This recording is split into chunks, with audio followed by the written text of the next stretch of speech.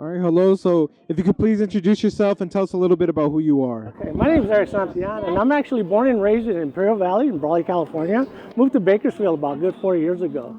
I got interested in the movement, the farm labor movement, when it comes to the mestizos and the Filipinos.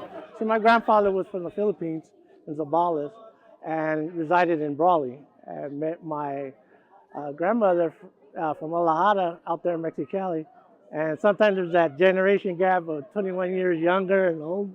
So yeah, my grandmother was 21 years younger. And so my oldest one was Uncle Raymond, and then we had Gregorio, and my mother Katie. And a lot of it, they migrated a lot, farm working in Imperial Valley, San Diego, Camp Pendleton, out there, and here in Bakersfield, and in Delano. And so I really got involved in it about a good 15 years ago. So I've been interested since then. And how did you get involved? Well, a lot of it I would sit down with my uncles and my mom, and they would tell me, oh, we did this. A lot of it was, how would I say, well, the Filipinos were not really recognized. And I felt like, there was something missing when I would talk to them. And says, and I am half Mexican, so I already understand pretty much what Cesar Chavez, Dolores Huerta, and that's great. They did a lot of great things. But to understand that, wait a minute, we also have that other half, which is the Manlongs, such as Larry, Philip. And so I started getting involved. I just joined FONS about a good 4 months ago. And wow, it's a good eye opener, and it's very interesting, very educational, and that part.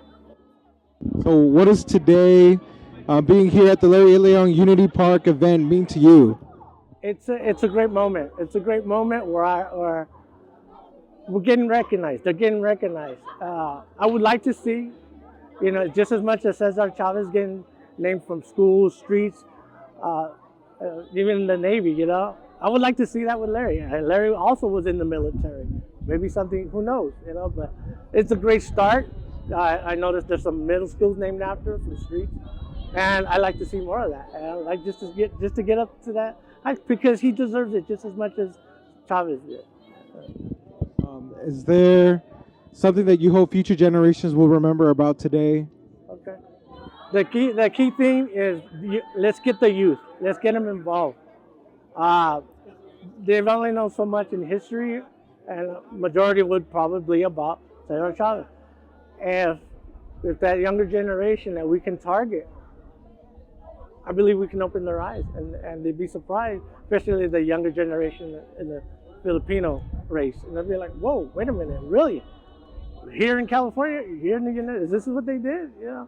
Wow, it wasn't just so-and-so, and that's what we would like to target. Is there anything else you'd like to share about your story, about who you are, what today means to you? It means a lot. I look at it as my grandfather probably looking down. It's like, wow, because like I say, he's the one that really pushed my uncles and my mother to come out here, get a better life, and I couldn't be much more prouder. And my grandmother, and my grandmother. My uncle is a decorated bronze Vietnam disabled. My uncle Greg also does a field worker, Santiana PD, retired. And he works as a bailiff out there at the federal building, and at the Ronald Reagan building in Santa Ana. And very proud of my mom. Very successful businesswoman. Has 3 companies. We provide services for the developmentally disabled. I'm happy to say that I've been with her since high school. She started in '83. I came in as a senior in '87, and I've been with that company. And and I owe that to my grandparents.